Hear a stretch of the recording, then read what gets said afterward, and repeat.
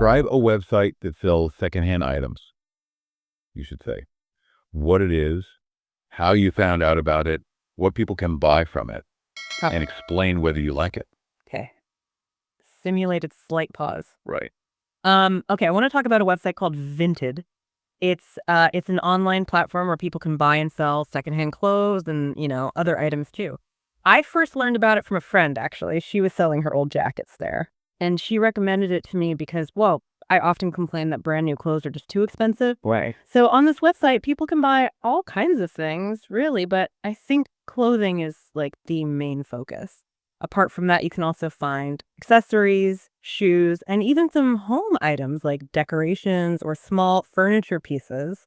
What's nice is that most items are cheaper than in regular shops, obviously, but many of them are in really good condition. Good. Personally, I really like this website because one, it helps me save money, and at the same time, it's good for the environment. Instead of throwing things away, people get a chance to give them a second life. Mhm. For example, I once bought a winter coat there for like half the price it would have cost in a store, and it was basically like new. That made me feel really satisfied. Yeah. So overall, I would say I enjoy using it, not just because of the affordable prices, but also because it makes me more conscious about sustainability. Thank you. We've been talking about secondhand items. Now let's discuss some more general questions related to this topic. Some people think it's a waste to buy too many clothes for children. What do you think about that? Yes, I definitely agree with that idea. Children grow very quickly, don't they? So clothes that fit them 1 month might be way too small in just a few months. True. So if parents buy too many clothes, most of them just won't be worn enough, and that does feel wasteful. For example, my cousin, she bought a lot of clothes for her baby, and later she actually had to give away many brand new items. Oh, wow. Yeah. So I think buying just what is necessary is, well, smarter. Okay. How do people usually handle the clothes they don't want anymore? I think it depends, really. Some people, they donate clothes to charity organizations or maybe pass them down to younger family members like siblings or cousins. Right. Others sell them through secondhand shops or maybe online apps like Vinted. Unfortunately, though, many people also just throw them away, which, creates waste. Yeah, For example, in my home, my mother usually gives my old clothes to her sister's children so they still get some use out of them. that makes sense. And why do people buy secondhand clothes in the first place? I think the biggest reason is probably to save money because secondhand clothes are just much cheaper. Another reason is that some people want to find unique items, things that aren't available in shops anymore, maybe vintage things. Yeah. Also, people are becoming more aware of the environmental impact of fast fashion. So buying secondhand is seen as a way to recycle. I myself choose secondhand coats quite often since they are warm and affordable. Interesting. What problems do you think will occur if people don't recycle? Oh, well, if people don't recycle, there will be a huge amount of waste piling up in landfills, which takes up space and harms the environment. Right. Also, many resources like plastic or paper can actually be reused, but if they aren't recycled, new resources must be used instead. For example, if we don't recycle paper, it means more trees need to be cut down, Yeah. and that can lead to deforestation. Should the government encourage people to recycle items? Yes, I think so. Definitely. The government has the authority to create campaigns and programs that raise awareness about recycling. Also, they can provide practical systems like having separate bins for paper, plastic, and glass, which makes it easier. In my city, for instance, the government placed recycling containers in each neighborhood, and that has made recycling much easier for everyone. Okay. And final question for this part. How do people in your country typically recycle various items they don't want? In my country, I'd say the most common way is to sort waste into different bins, usually for plastic, glass, and paper. Many households also donate unwanted items like clothes, toys, or book to charities. Right. And some people sell things online, things like furniture or electronics. For example, my neighbor, he sold his old TV on a local website instead of just throwing it away. Okay, thank you. All right, so that was our Band-Aid example. And you can hear it, right? The fluency is there, good vocabulary, clear structure. It's a strong response. Definitely a very good user. Clear Band-Aid territory. But now, this is where it gets really interesting, I think. Let's rerun the exact same scenario, same questions, but this time I'll use a Band 9 response. Okay. So listen closely, everyone listening, and see if you can spot the differences even before we get to the analysis. I'll still be the test taker. Understood. Let's do it. Again, the same part 2 question. Describe a website that sells secondhand items. You should say what it is, how you found out about it, what people can buy from it, and explain whether you like it. Okay. Simulated slight pause. Right. I'd like to describe a website called Depop, which is actually quite popular among young people. It's essentially an online marketplace where individuals can buy and sell secondhand or even handmade items. I first came across it when I was in university. One of my classmates was wearing this really stylish vintage jacket, and when I asked her where she got it from, she told me it was from Depop. Ah, okay. I was curious, naturally, so I decided to explore the app myself. On the platform, you can find a really wide range of products: clothing, shoes, bags, jewelry, and sometimes even artwork. What makes it different, I think, from other websites is that it feels more personal. Many sellers post pictures of themselves wearing the items, which makes it quite easy to imagine how they might look on you. That's interesting. Personally, I enjoy browsing Depop a lot, though I wouldn't say I buy things there on a regular basis. I really like the idea that each product has a bit of history, like a story behind it. Mm-hmm. A memorable experience for me was when I bought a pair of vintage sneakers. They were affordable, really well kept, and looked completely unique compared to what's being sold in stores today. Nice find. Yeah. I also appreciate that by using the website, I feel like I'm supporting a more sustainable lifestyle because reusing and reselling reduces waste. So overall, I have quite a positive opinion about this site, not just because of the potential bargains, but also because I feel like I'm contributing to a growing culture of sustainability. Thank you. Again, we've been talking about secondhand items. Let's move on to some follow-up questions. Some people think it's a waste to buy too many clothes for children. What do you think? Oh, I completely agree with that statement. Children outgrow their clothes incredibly quickly, sometimes, in just a matter of weeks or months. Sure. So when parents buy excessive amounts, the vast majority often ends up unused or maybe only worn once. For instance, my aunt, she bought piles of clothes for her newborn, and later she had to give away half of them simply because the baby had already grown bigger. Yeah, that happens. Exactly. I think it's far more practical and certainly more environmentally responsible to purchase fewer, but perhaps higher quality pieces that can potentially be passed on to other children later. Okay. How do people usually handle the clothes they don't want? Well, there are several common ways, I suppose. Many people donate their clothes to charities or perhaps churches, while others resell them through apps or dedicated secondhand shops. Some households actually repurpose old clothes as cleaning rags or for DIY projects. In contrast, unfortunately, some people do simply throw them in the bin. For example, I once turned an old t-shirt into a reusable shopping bag instead of discarding it. And that really showed me how clothing can have a second function, a new life. That's a great example. Why do people buy secondhand clothes? There are three main reasons, I think. Firstly, affordability. Secondhand clothes are often available at just a fraction of the original cost. Big difference, yeah? Huge. Secondly, uniqueness. People can discover styles, especially vintage pieces, that simply aren't available in mainstream stores anymore. Sure. And finally, there's the growing environmental aspect. Consumers nowadays are increasingly aware of the concept of fast fashion and, frankly, how damaging it is. I have a friend actually who buys almost exclusively secondhand clothing, and she often finds designer brands at surprisingly low prices, which kind of proves it can be both fashionable and eco-friendly. That's a good point. What problems will occur if people don't recycle? The consequences would be quite severe, I believe. Landfill sites will continue to overflow, which can cause soil and water contamination. Right, serious issues. Definitely. In addition, valuable resources such as metals, glass, and paper would simply be wasted.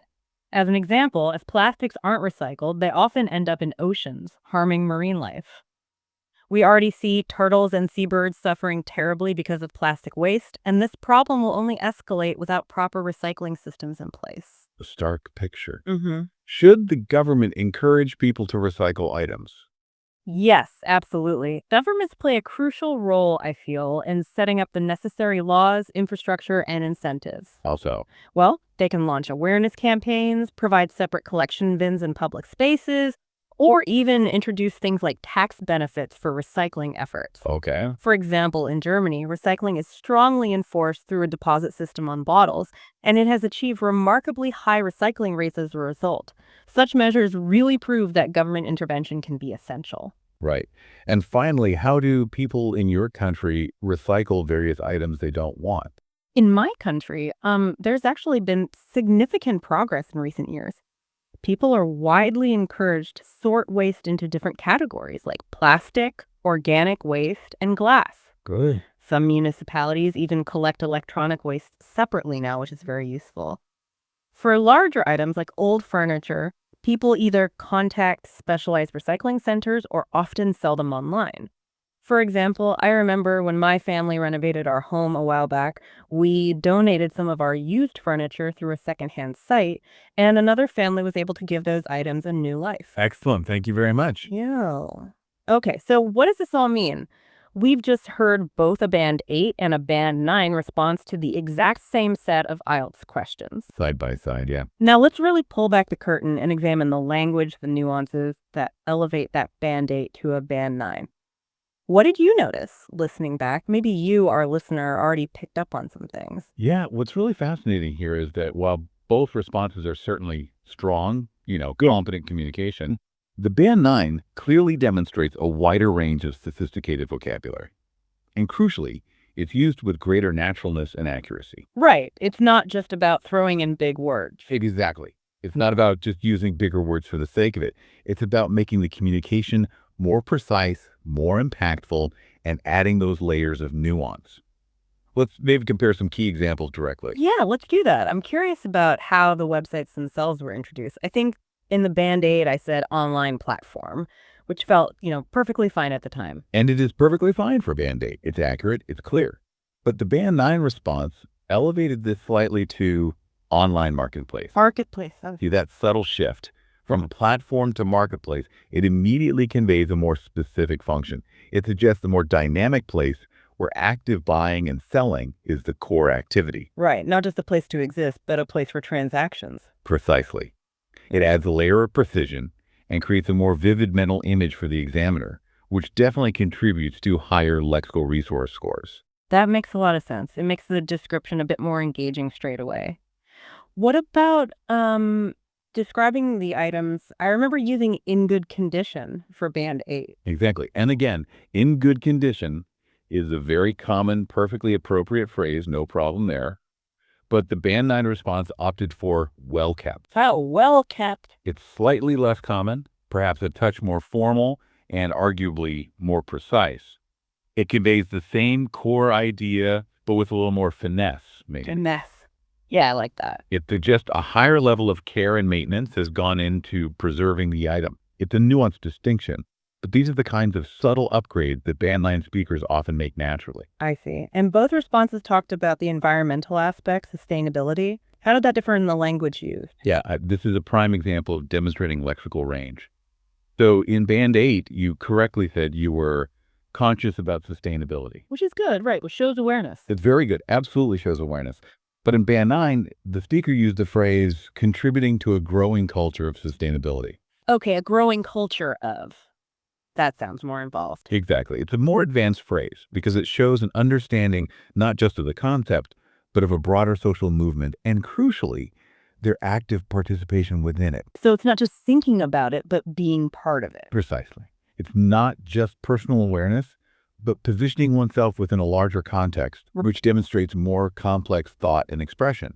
And similarly, while Band 8 used the good phrase, environmental impact of fast fashion, Band 9 actually used the specific term fast fashion, and then elaborated on how damaging it is, and then offered eco-friendly as an alternative or goal. This shows a deeper, more specific grasp of the related terminology in that field. I can really hear that added depth now you point it out. Okay, and in part 3, when we were talking about what to do with old clothes, for Band 8, I think I mentioned giving them a second life. Which is a great idiomatic phrase, very natural. Okay. The Band 9 response expressed a similar idea, but used a slightly different verb. Repurpose old clothes. To repurpose often implies a more deliberate action. using something for a new, specific function like the example given, turning an old t-shirt into a cleaning rag or a shopping bag. Right, it's more specific than just Second Life. It shows slightly more varied vocabulary for a similar concept, enriching the response. And as you noted, it was backed up with a stronger, more concrete personal example. The t-shirt becoming a bag. That makes it more convincing. So it's not just about having synonyms in your head, but picking the one that carries the most specific or nuanced meaning for that context. Precisely that. Another quick example. Wow. Discussing saving money. Band 8 used much cheaper, clear, effective. Yeah. But Band 9 used a fraction of the original cost. Ah, okay, that paints a picture. Exactly. It's a more sophisticated, more vivid way to express the same core idea. It indicates a wider lexical resource and the ability to use slightly more figurative language effectively. It just creates a more compelling image for the listener or the examiner in this case. Yeah, it sounds much more impactful, definitely. Okay, so that's vocabulary. What about things like sentence structure or, grammatical range? Are there differences there beyond just the individual words? Oh, absolutely. That's a key differentiator too. While the Band 8 responses were generally well-structured, clear sentences, the Band 9 responses often employed slightly more complex sentence structures. But crucially, they did it naturally, without sounding forced. Can you give an example? Sure. For instance, in Part 3, the Band 9 answer sometimes started with a clear framing statement like, there are three main reasons, I think, and then elaborated using clear transition words like firstly, secondly, finally. Ah, signposting the structure. Exactly.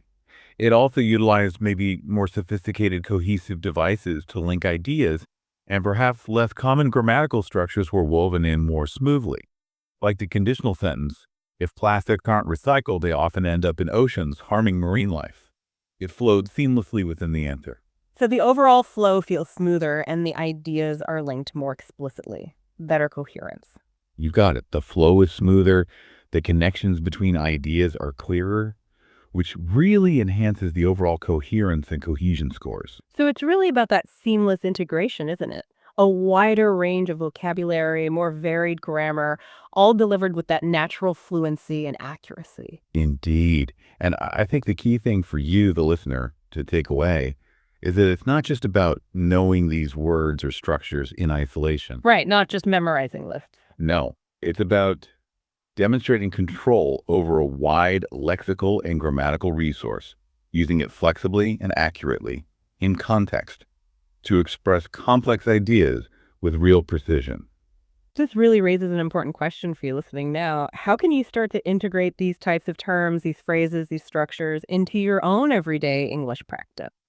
Like we said, it's definitely not about rote memorization of a list. It's much more about understanding the nuances, the feel of the words, and applying them appropriately in different situations. In practice like this, listening to models, maybe comparing them like we just did with these simulations, that can be a really powerful way to absorb these patterns and the natural phrasing into your own speaking style over time. Absolutely. And, if we connect all this back to the bigger picture, it really highlights that effective communication, whether it's in an exam like IELTS or just in everyday life. It isn't just about what you say. It's the how. It's fundamentally about how you articulate it. So maybe consider how paying closer attention to these linguistic details, the precise vocabulary choices, the natural phrasing, the ability to elaborate clearly with good examples, how that can not only potentially boost your test scores, but actually enhance your overall ability to connect ideas, persuade, and express yourself with much greater precision and impact, really, in any context you find yourself in. That's a really powerful thought. So maybe ask yourself, what stands out to you the most from today's deep dive? And perhaps more importantly, how might you begin to apply some of these lessons in your own language learning journey starting today? Definitely something to ponder as you continue your own deep dives into language and knowledge. A huge thanks for joining us today for this exploration. Yeah, thanks everyone. Okay.